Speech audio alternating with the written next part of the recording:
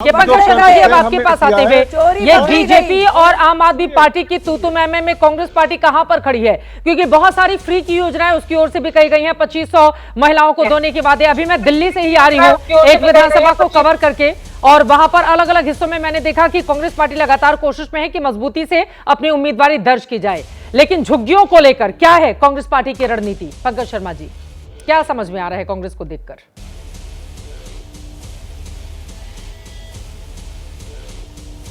देखिए, अभी तो झुग्गी झुग्गी ये दोनों खेल रहे हैं, भारतीय जनता पार्टी और आम आदमी पार्टी।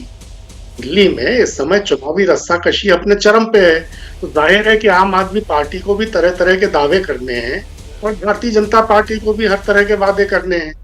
पिछले कुछ साल से हमारी सियासत का यही तो मूल चरित्र हो गया है कि लारे लप्पे चुनाव के वक्त जनता को दो।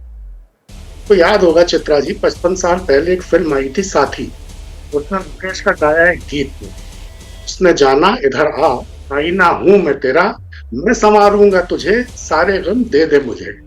होड़ लगी हुई है आम आदमी पार्टी में और भारतीय जनता पार्टी में कि मैं संवारूंगा तुझे, मैं संवारूंगा तुझे। दिल्ली के मतदाता जब चुनाव नहीं हो जाता, मतदान नहीं हो जाता, वो उसने जाना है इनके लिए। जैसे ये भी कह रहे हैं कि इधर आ उधर मत जा, और वो भी कह रहे हैं कि उधर मत जा इधर आ। केजरीवाल कह रहे हैं कि आप है तो मैं हूं, आप नहीं तो मैं नहीं।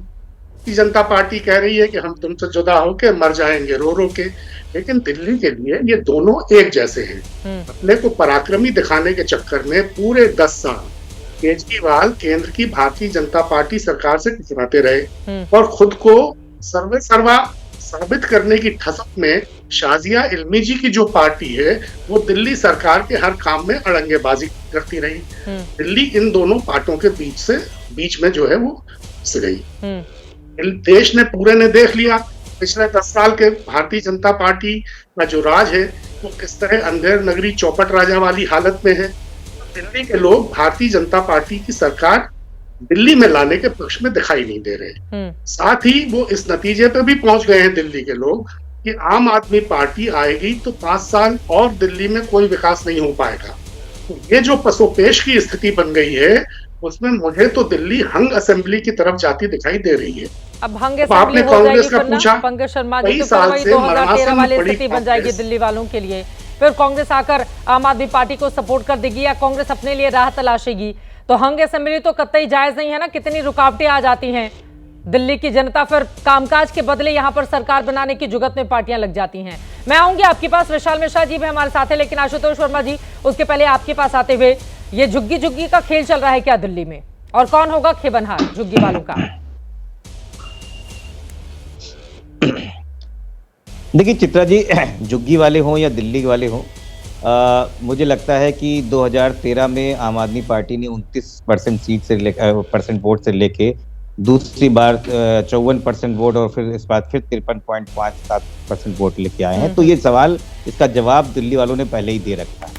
अगर कोई व्यक्ति लगातार अपने वोट प्रतिशत को बढ़ाता जा रहा है और एक बम्पर जीत के साथ 70 में 67 सीटों के साथ भी आ रहा है, तो चाहे झुग्गी वाले हों, चाहे घर वाले हों, चाहे इमारतों वाले हों, चाहे अपार्टमेंट वालों हों, सबने अरविंद केजरीवाल को एक छत्र नेता बांध रखा है। आज मजबूरन न कांग्रेस के पास में और ना ही भारतीय जनता पार्टी के पास में कोई भी ऐसा चेहरा है जो दिल्ली वालों के सामने पोस्ट करके अपने वो चुनाव लड़ सकते हैं। तो इसलिए इनकी मजबूरियां हैं, ये कहां तक जाएंगे।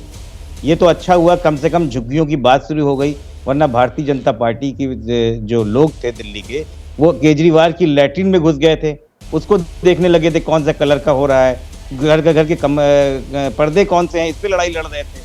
तो भारतीय जनता पार्टी के पास दिल्ली में न नेता है, न नीति है, न कोई तरीका है।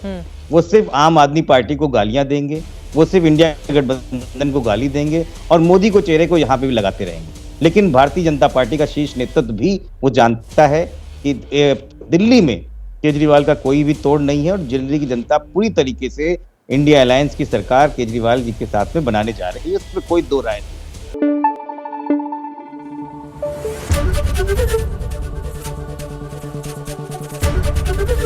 एबीपी न्यूज आपको रखे आगे।